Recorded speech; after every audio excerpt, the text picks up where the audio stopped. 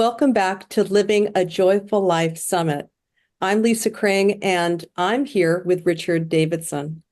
By way of an introduction, Richard J. Davidson, PhD, is a renowned neuroscientist and the William James and Villas Research Professor of Psychology and Psychiatry at the University of Wisconsin-Madison.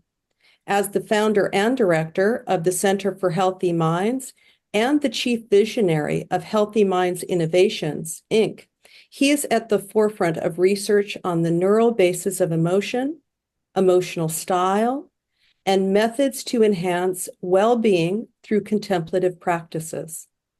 A Harvard alumnus, Davidson has published over 440 articles and numerous books, including The Healthy Mind, The Emotional Life of Your Brain, and Altered Traits. His nonprofit, Healthy Minds Innovations, is dedicated to applying scientific insights to improve global well-being. Welcome, Richard.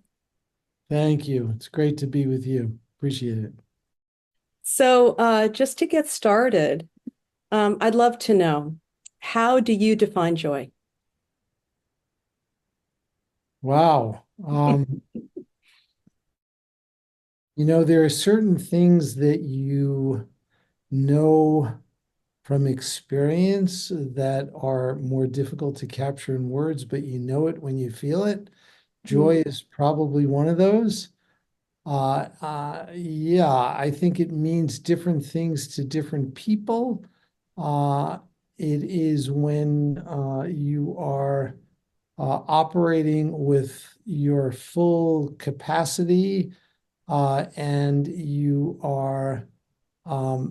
have, I think, a deep conviction that everything is okay, and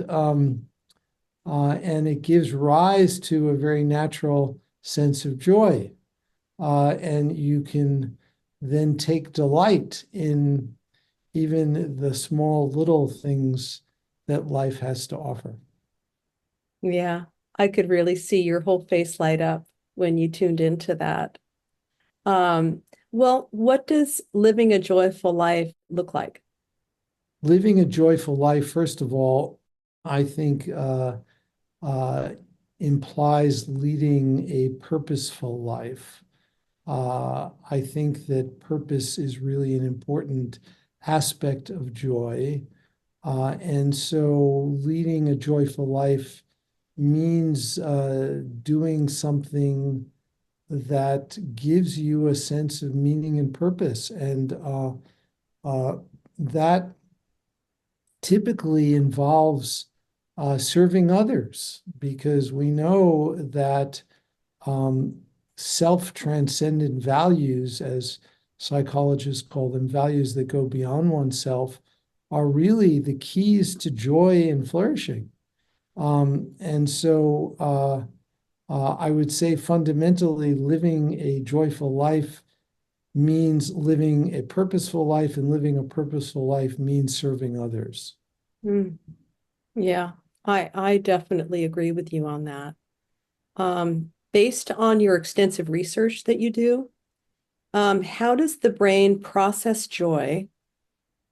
And what are the key neural pathways involved in feeling fulfilled and happy?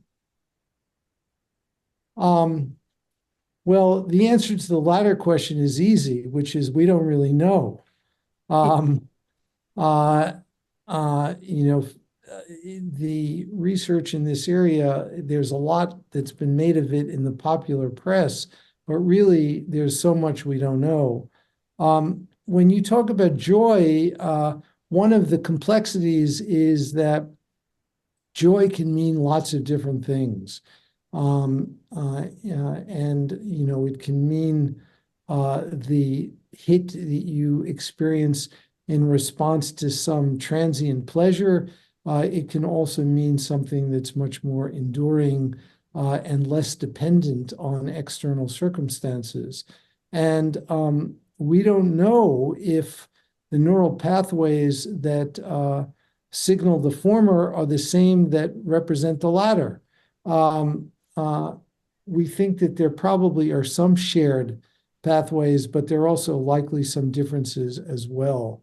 And so I think that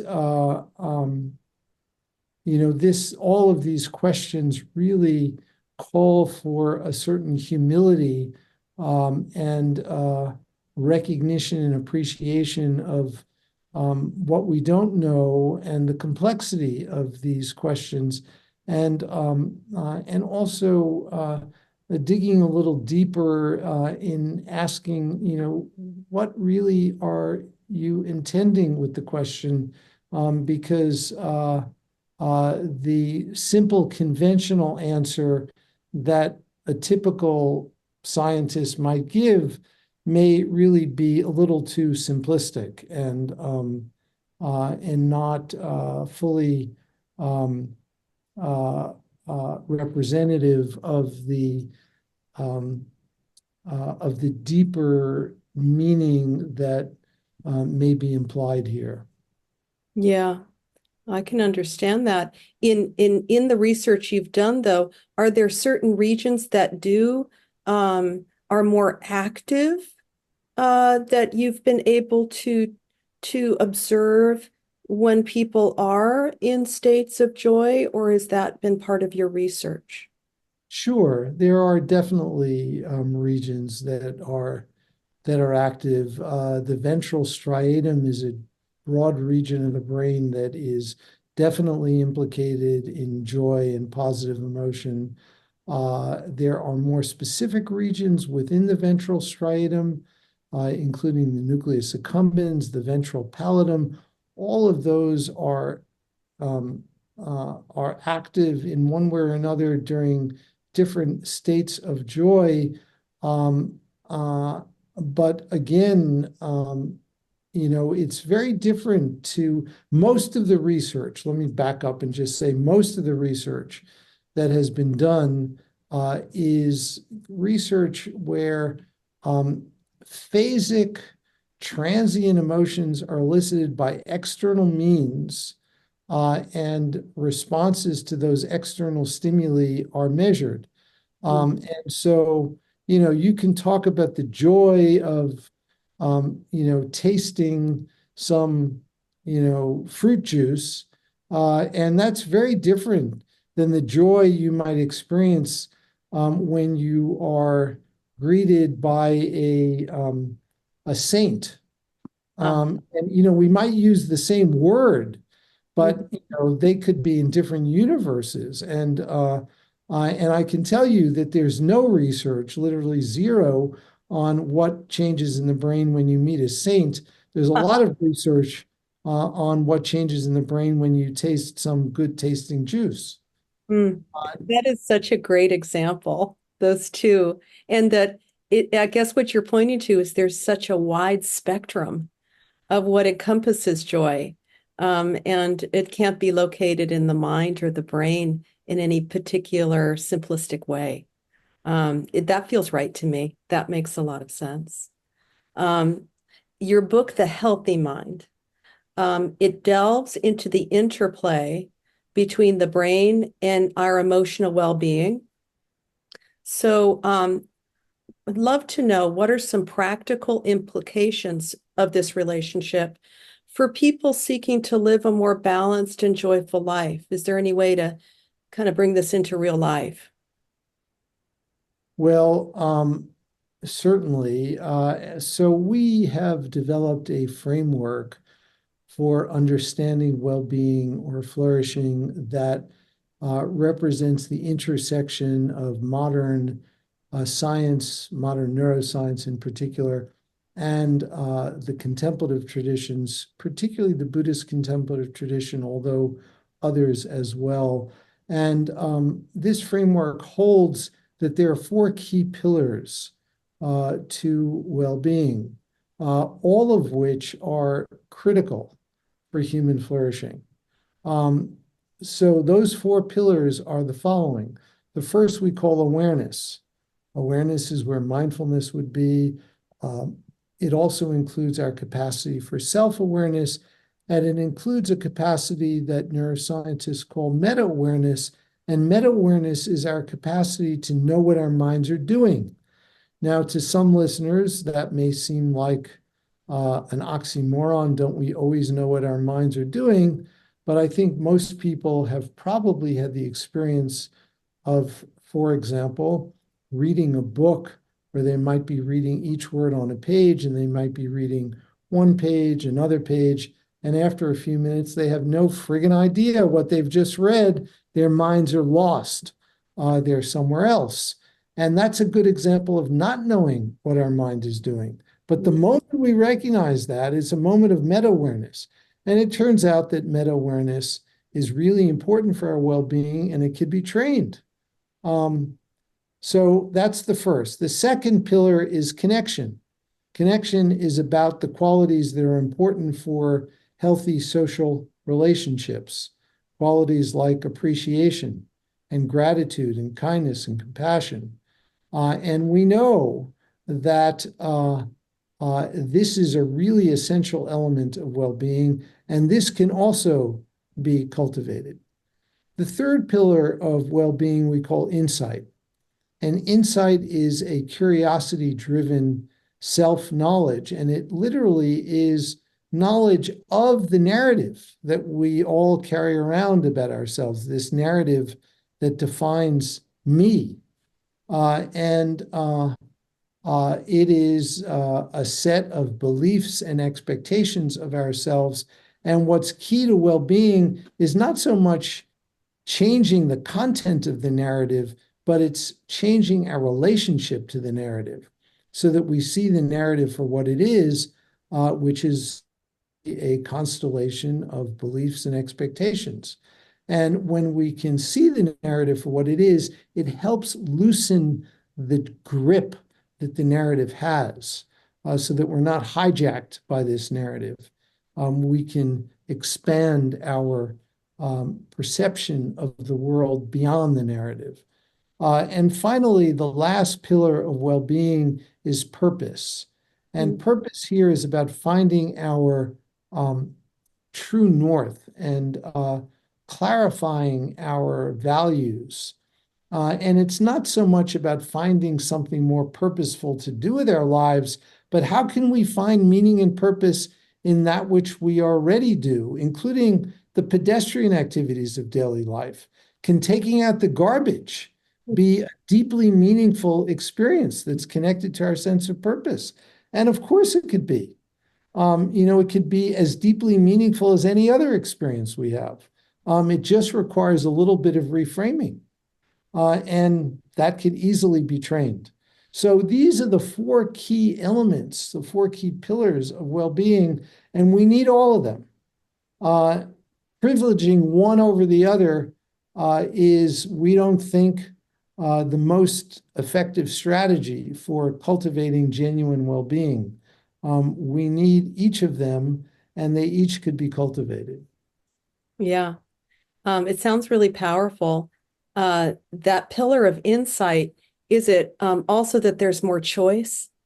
Yeah, That we're absolutely. able to navigate and be able to, like, there is this narrative that's ongoing, but what seems really powerful about the insight piece with that is that the narrative is, we can change it. We have choice within it. There's agency there, that we're not a prisoner of our story. Would you say that that's a certain pivot point that insight allows? Absolutely. I totally agree. It is what gives us freedom and choice. Absolutely. Choice is joyful. Just that flexibility and that capacity to have agency, and not to be defined Yeah, and completely by the story, right? That yeah, we're often given. exactly. Wonderful. Well, what if you could let us know, what are some daily practices that individuals can adopt? Because you say these four pillars there. What's beautiful about this is that they're trainable. This is something we can cultivate, right? So, what are some daily practices that individuals can adopt to nurture a more joyful and a state of mind that is has more contentment? Well, I would say if listeners wish a comprehensive guide to each of these four pillars, I would um, invite them to explore the Healthy Minds program, which is an app that we have created that is totally free. It's freely available wherever you get apps. It's called the Healthy Minds program, and it literally provides a curriculum for training each of the four pillars of well-being. Um, and that's probably the most comprehensive introduction that is readily available. But right now, we can certainly suggest really simple things that one can do to get a taste of these four pillars of well-being. So, just we can, and we often do this with what we call micro supports or micro interventions or the micro dosing of well-being. You can sprinkle these little practices throughout your daily life. So for awareness, you can simply uh, uh, intentionally ground yourself and become aware of your breathing, become aware of your body. You can do this when you're doing anything else. This can be done anywhere, anytime. It doesn't require that you be in a special place. It doesn't require that you adopt a special posture. You can do this with your eyes open, your eyes closed, doesn't matter. And you can tune into this extraordinary capacity that every human being has, which is the capacity for awareness. Mm. So that's awareness. Connection, I would invite listeners to simply reflect on a positive quality of a person that you know and allow a natural sense of appreciation to arise, appreciating the contributions that this person makes in whatever sphere he or she operates in.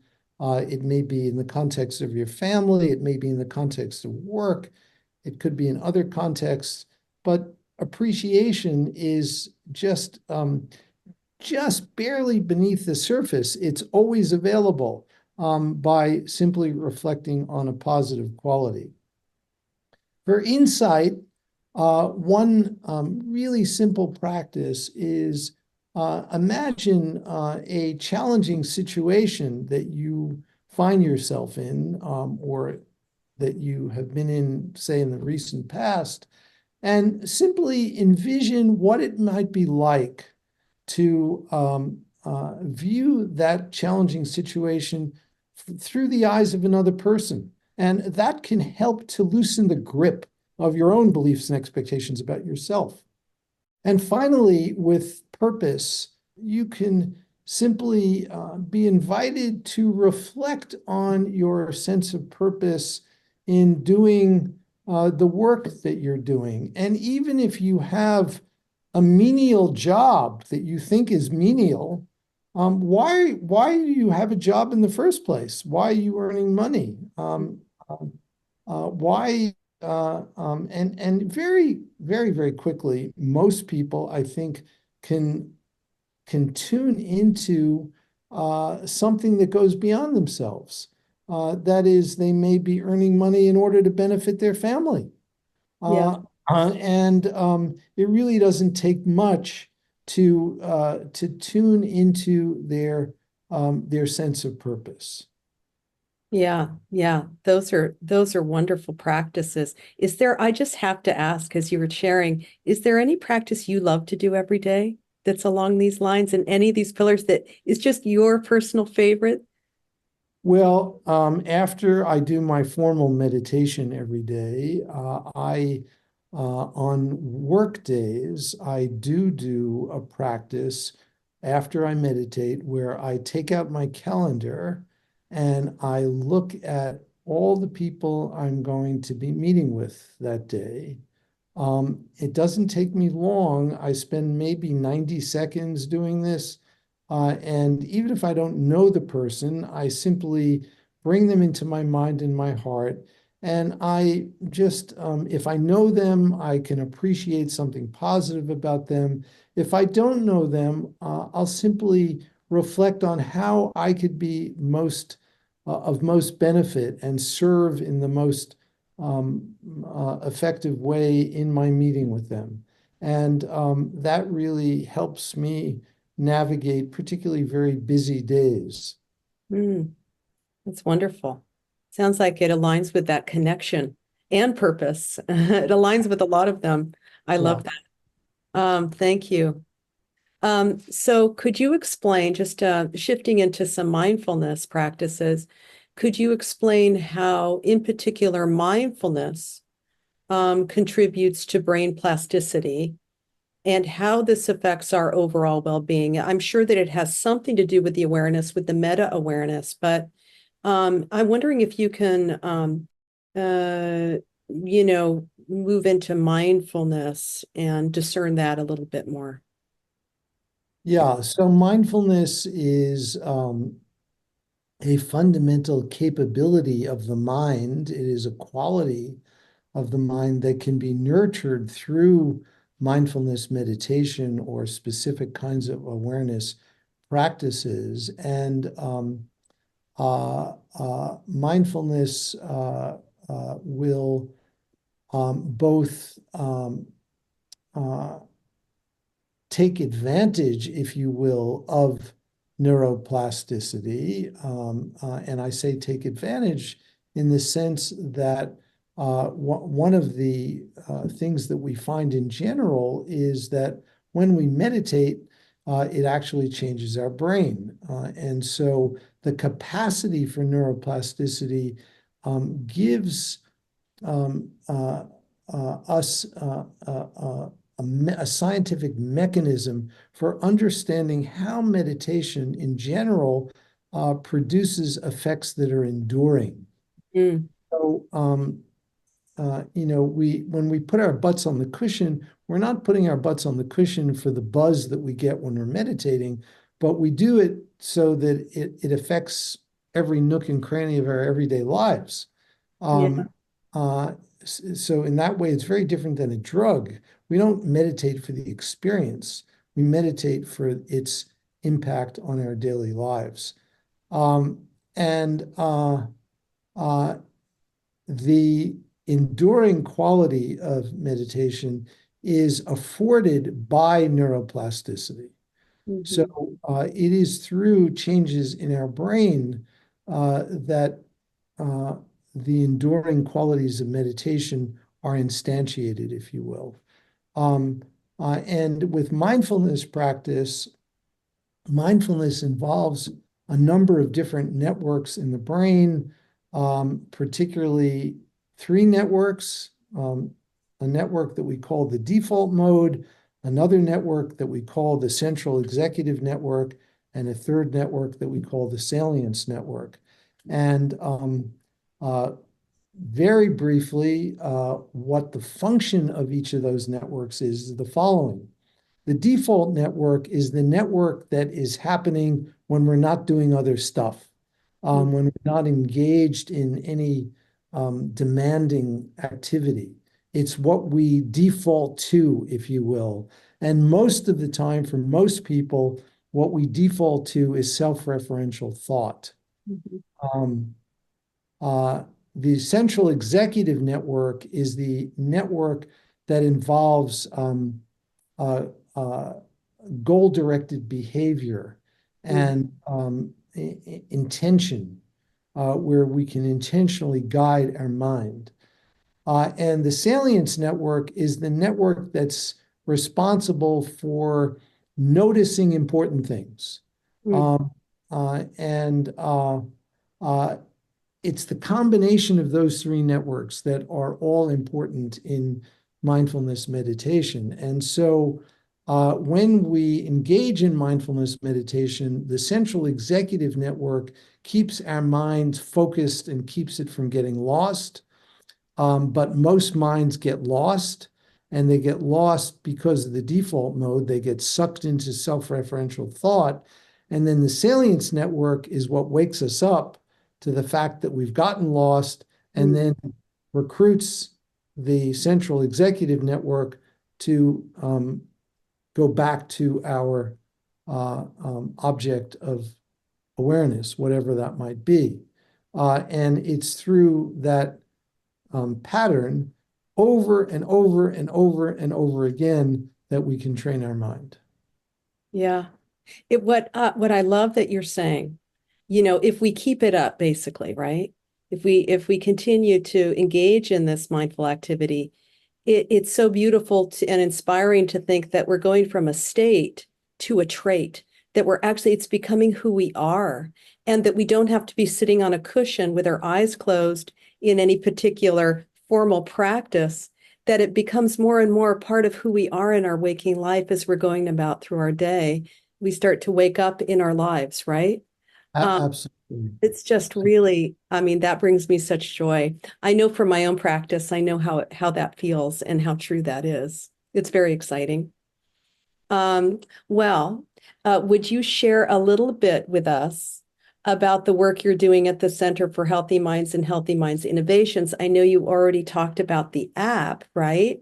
Is there anything else about this incredible center that you would love to share with us? Yeah, so the Center for Healthy Minds and Healthy Minds Innovations, um, just to give a sense of scope, the Center for Healthy Minds by itself has about 75 people working at it, and so there's a lot going on. And Healthy Minds Innovations is much smaller. We have currently, I think, about 15 or 16 people working full-time at Healthy Minds Innovations. The work at the center ranges from basic research in the laboratory, where we are continuing to explore in neuroscientific and biological research some of the mechanisms that underlie meditation and well-being, and some of the biological systems that may be impacted. And this ranges from the microbiome to epigenetics and plasticity of the brain. Um, and then in more translational research, which is research in real world settings, we're looking at the effects of these practices in many different sectors like education, healthcare, first responders, um, just a wide gamut of the population, and bringing it out to people who've never heard of this before, who don't even um, know that well-being might be actually something trainable. Um, and On the Healthy Minds Innovation side, we're supporting the free app. We're also developing new innovative technologies to personalize these interventions in a way that we think will really help engagement, because one size does not fit all, and different people may benefit from different ways of practicing different um, uh, uh, yeah, different ways of practicing different. They may benefit from having certain pillars of well-being trained first compared to other pillars. And these are really important questions that are just beginning to be asked, and we're developing tools that will enable us to explore this and also to disseminate more personalized versions of these practices. Yeah, yeah. It's beautiful to see how you can tailor this to different groups, different populations, different situations. It sounds so fruitful. With your interest in the intersection of technology and emotional well-being, what are the potential benefits and pitfalls of using technology to enhance our emotional states? Well, it's an important and complicated question, Yeah. and certainly technology um, is fraught with many minefields. And uh, and we know that it's been destructive in many ways. The epidemic of loneliness Mm, is in part contributed to by technology. And ironically, this is technology that was supposedly developed to bring us together, and it really is driving us further apart. Um, it's also the case that the technology that's been created is quite addictive. A recent study found that the average American opens her or his phone 152 times a day. And I think most of us would agree that that's just not necessary, no matter who you are. And so, the technology clearly uh, uh, is contributing to a lot of the challenges that we're facing today. On the other hand, the technology is not going to go away. And fundamentally, I believe the technology is neutral. It's yeah. really how the technology is used that either could be destructive or beneficial. The other thing that is important to recognize is, and I always hear this refrain in my mind from the Dalai Lama whenever I'm with him.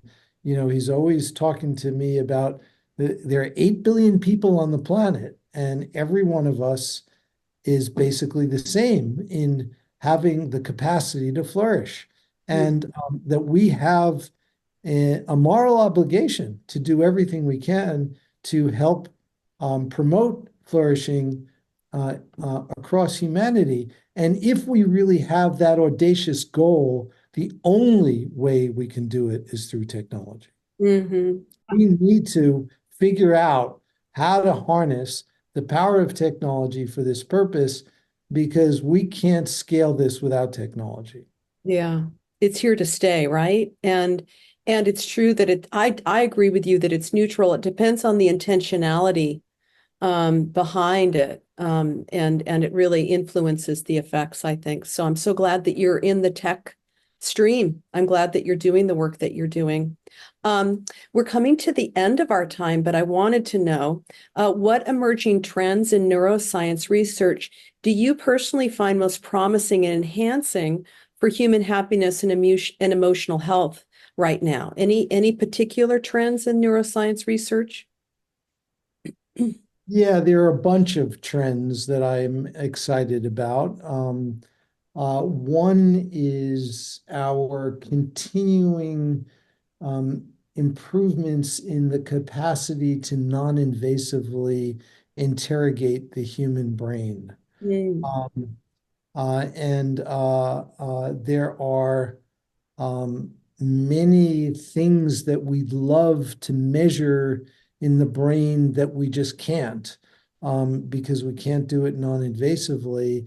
But it's changing, every year. There are dramatic changes. And to just give you one example, uh, um, we know that inflammation is an important contributor to many chronic illnesses like diabetes, asthma, heart disease, all involve in one way or another inflammatory components. And we know that meditation can have beneficial effects in decreasing inflammation. We also know that neurodegenerative diseases, including Alzheimer's disease, have an inflammatory component in the brain, but mm, we haven't been able to measure it until just recently. mm, And we now can measure inflammation in the brain non-invasively mm. um, in super interesting, cool ways. And this provides an opportunity for us to directly investigate the impact of different kinds of contemplative practice, not just on inflammation in the body, but also on inflammation in the brain.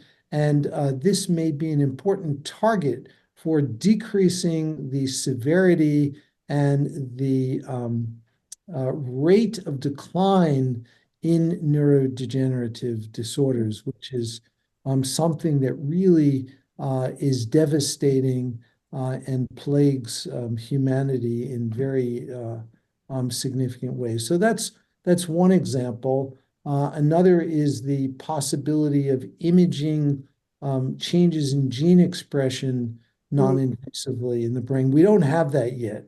We do have measures of neuroinflammation, but the capacity to image gene expression, it will be the next horizon, and that'll be super cool. The other really amazing innovation is the capacity to non-invasively stimulate the brain Mm. um, using various kinds of electrical and magnetic stimulation to increase neuroplasticity and to potentially enhance the effects of meditation. This is, the Wild West. It's totally new territory, but this is not science fiction. This is, the real deal, and it's work published in the very best scientific journals. And, Wow. put on your seatbelts. It's going to be quite an interesting next few years. Oh, wow. That's exciting. Okay, just the final question for you then. Are there any final words or things that you can share with our audience to help people live a joyful life? Anything you haven't tapped into yet that you'd love to share, just as some final words? Well, I would offer the following to remind listeners that when human beings first evolved on this planet, none of us were brushing our teeth. And Mm. today, virtually every person on the planet brushes their teeth. And they do it because it's important for our physical hygiene, but it's not part of our genome. We've just learned to do this.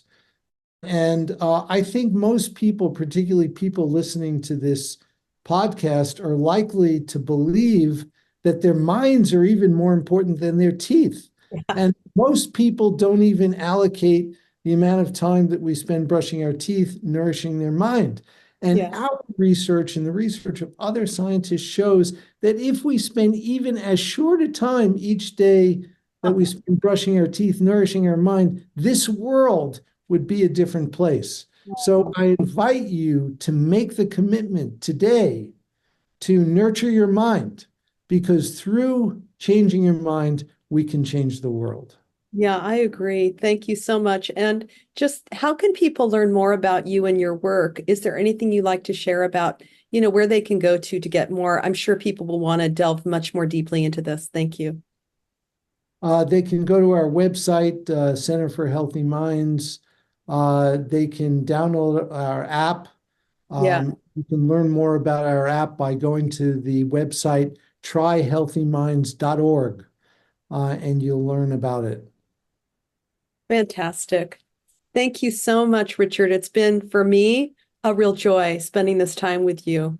And good luck to all the amazing things you're doing. Thank you so much for your time. Thank you. Happy to be with you.